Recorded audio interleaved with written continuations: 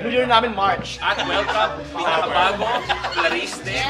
Mula sa kasikatan ng Your Face. Ito, nakasama na dito. Tuloy-tuloy na. In fact, balik na ako next year si Clarice ay magiging Lifetime Achievement Award. Yes! Thank you so much. Clarice, anong pakiramdam na official is investigator ka? Wow! Siyempre excited na ako. Kasama ko kasi bata pa lang pinapanood. Wow! Clarice, pa-confirm lang, totoo ba na kaya ka naging investigator ay dahil sinisirahan mo si Angge at si Jonah?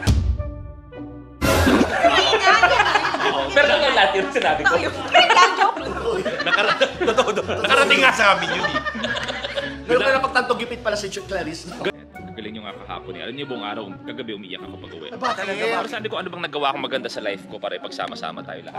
Actually, parang sobrang emotional ko, baka hindi ko na ituloy yung show. Kasi naiyak ako eh. Masaya naman ako eh. Huwag naman nakapangako ko sa jowa.